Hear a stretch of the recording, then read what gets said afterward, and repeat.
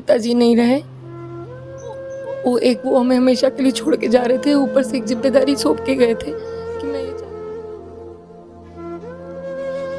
मैंने एक हीरा पति खो दिया है, उसके बाद कुछ नहीं बोलना चाहती।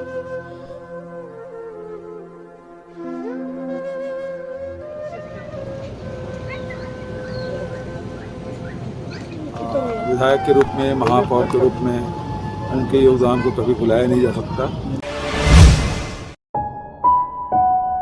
हिंदू धर्म संस्कृति में 16 संस्कार किए जाते हैं, जिसमें एक अंतिम संस्कार की क्रिया होती है और जिसको हिंदू रीति रिवाजों के अनुसार जो मृत व्यक्ति है उनके बच्चे करते हैं और बच्चों में पुरुष प्रधान को ये चीज़ें सौंपी जाती हैं, उनको एक दायित्व दिया जाता है। लेकिन आज आधुनिकता के बदलते परिवेश में और संस्कारों के साथ साथ बेटियों को भी इस अधिकार से जोड़ा जा रहा है और इसका ताज़ा उदाहरण देखने को मिला है। जो वैशाली नगर के विधायक रहे हैं विद्या रतन भसीन जी, काफ़ी कुछ प्रतिभा उन्होंने अपने जीवन में, मान सम्मान बहुत कुछ कमाया और उनकी बिटियां हैं और उनकी बिटिया ने उन्हें अंतिम मुखाग्नि दी। तो इस बारे में थोड़ा सा बताएंगे कि बेटी होते हुए ये अपने आप में एक प्रकार का विदा करना, उन्हें काफ़ी कलेजे पे पत्थर रख कर ये काम होता है। तो उस समय का पल आप बता पाएंगे? बहुत कठिन पल था कि एक तो पिताजी नहीं रहे, वो हमें हमेशा के लिए छोड़ के जा रहे थे। ऊपर से एक जिम्मेदारी सौंप के गए थे कि मैं ये चाहता हूँ कि मेरी बेटियाँ ये करें। तो हम दोनों बहनों के लिए बहुत कठिन था वो पल। पर ऐसा लगा जैसे जब वहाँ पहुँचे, बहुत से लोग जो पापा के पहचानने वाले सब मदद कर रहे थे। हम दोनों बहनों ने एक दूसरे का हाथ पकड़ा रहा और ऐसा लगा जैसे पिताजी स्वयं पापा हमारे सपोर्ट कर रहे हैं कि बेटा ये करना है। और पता नहीं कहाँ से शक्ति आई और हम वो कर गए। पर वो बहुत कठिन था हमारे लिए।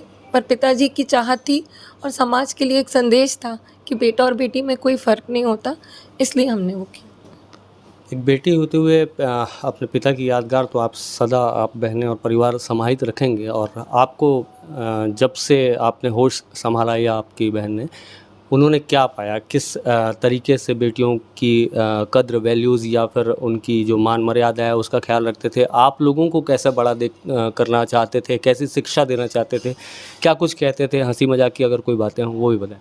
बहुत ही सरल व्यक्ति हैं, जैसे सब जानते हैं कि बहुत ही सरल व्यक्ति हैं और बहुत ही विनम्र, बहुत ही सरल।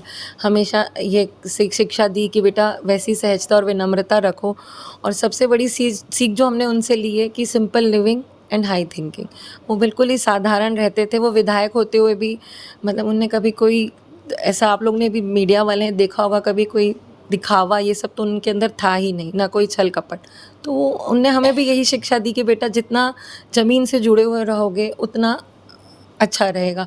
उनके साथ कई वाक़या हैं, कई किस्से हैं। एक बार का किस्सा है, छोटी बहन की शादी की बात करने के लिए मैं उनके साथ दिल्ली जा रही थी। विधायक थे तो जैसे कि वीआईपी लोग होते हैं, एयरपोर्ट गए, ताम-झाम ये वो। तो मैं गई, मेरे पिताजी सिंपल गए ना, उनने अपना आईडी कार्ड दिखाया ना कुछ, लाइन में लगे ये। तो मैंने बोला कि पापा आप वीआईपी लाउंज एक्सेस नहीं करते, आप आगे की सीट भी नहीं ले रहे।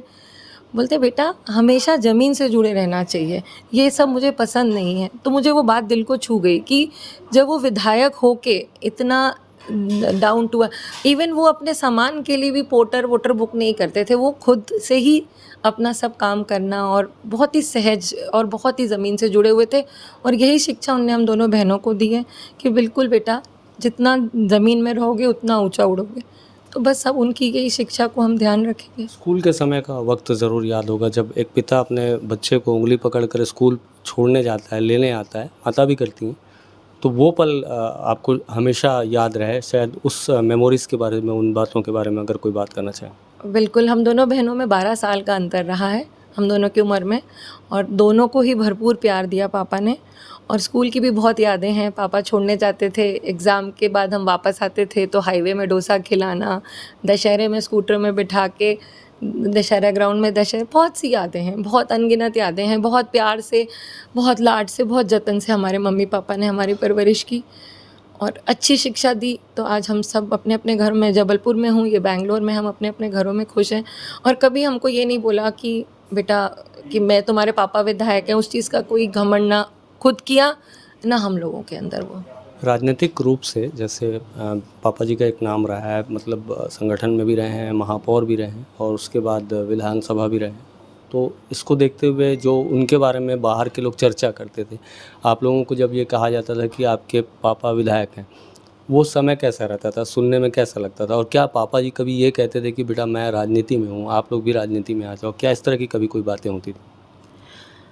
हमें उन पे हमेशा ही प्राउड रहा है। बट रही बात राजनीति की, उन्होंने हमसे कभी घर पे कभी पॉलिटिक्स डिस्कस नहीं करी। उनकी राजनीति घर से बाहर ही थी। घर पे उन्होंने हमें एकदम सिंपल रखा, ना कभी ये जताया कि मैं विधायक हूँ तो बहुत पावर है दुनिया में, ऐसा कुछ नहीं बताया। हमें कहा जैसे अपने आप से रहो, अपने आप से करो, अपने आप से आगे बढ़ो, और जितने अपने बल पे करोगे उतनी खुश और रहोगे। वो बहुत खुश होते थे। जैसे मेरी छोटी बहन इंजीनियर है, इसकी हर तरक्की पे, जॉब की बढ़ती, उस पे बहुत खुश होते थे। और जैसे मतलब उनको बहुत खुशी होती थी कि मेरे बच्चे खुद से करें, खुद से आगे बढ़ें। कभी उनने, ये पापा महापौर थे जब मेरे, तब मेरी बहन ने तभी अपनी इंजीनियरिंग कंप्लीट की, तो इसने बाहर का जॉब नहीं लगा था, 5-6 महीने का जो गैप था। तो मेरी बहन कौन से कॉलेज में तुम पढ़ाने? शंकरा में पढ़ा। शंकरा में बढ़िया टीचर थी। कोई ये नहीं कि मैं महापौर की बेटी हूँ तो मैं सिंपल सी जॉब क्यों करूँ। तो वो बहुत खुश होते थे कि बेटा पढ़ाई करो और धीरे धीरे आगे बढ़ो। एक पत्नी के तौर पे एक बहुत विकट समय है, मेरे को आपसे बात करने में भी थोड़ा सा लग रहा है, लेकिन आपको ये पल तो जीवन भर याद रहेगा जो उनके साथ आपने बिताए हैं, बच्चों के साथ और उनके साथ में। तो अगर आप कुछ कहना चाहें कि एक जीवन साथी के तौर पे उनको पाना और आज इस तरह से उनका ना होना, ये आपको बहुत तकलीफ़ तो दे रहा होगा। मैंने एक हीरा पति खो दिया है, उसके बाद कुछ नहीं बोलना चाहती। आप लोग अगर जैसे कहते हैं कि पुनर्जन्म होते हैं, पुनर्जन्म में अगर विश्वास रखते हैं, तो आप क्या चाहते हैं कि क्या वो वापस आ जाएं, और आएँ तो किस स्वरूप में आएँ? बिल्कुल। बेटी के बच्चे के रूप में आए। मैं चाहती हूँ कि मेरी बहन के दूसरा एक बिटिया है इसकी 4 साल की, तो मेरे पापा हमारे ही घर पुनर्जन्म लेके मेरी बहन के बच्चे के रूप में वापस आए।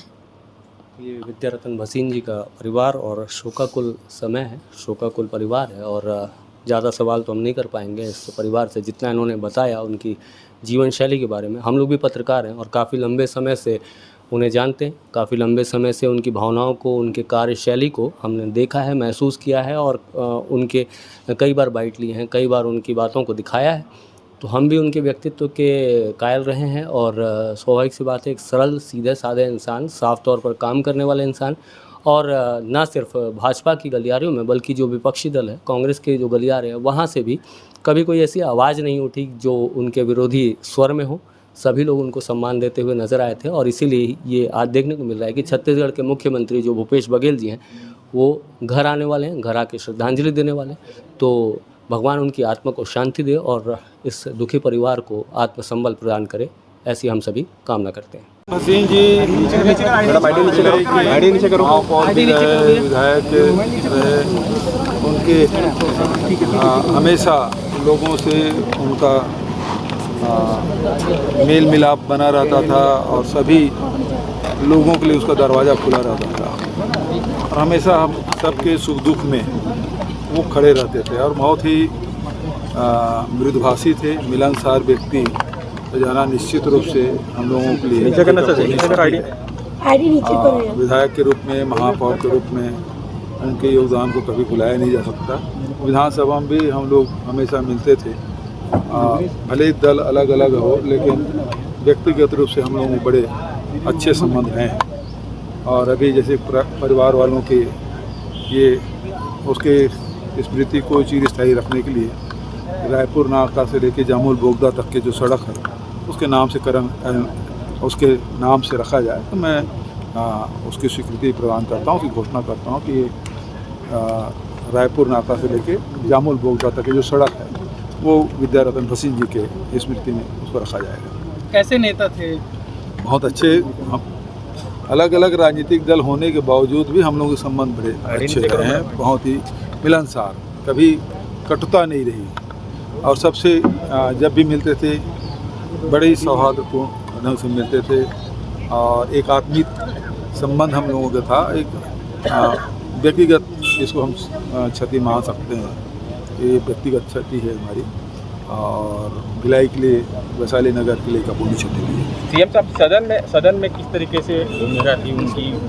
हर सत्र में उनका प्रश्न वगैरह जरूर लगता था। भसीन जी और विकास के लिए हमेशा सचेत रहते थे। तो निश्चित रूप से एक जनप्रतिनिधि का जाना हसीन परिवार के लिए तो नुकसान तो है ही, लेकिन एक जनप्रतिनिधि के नाते यदि कहूँ तो हमारे दुर्ग जिले के लिए एक अपूर्णीय क्षति भी है। न्यू वीडियोस के अपडेट पाने के लिए सब्सक्राइब करें केपी न्यूज़ को और बेल आइकन को दबाएं।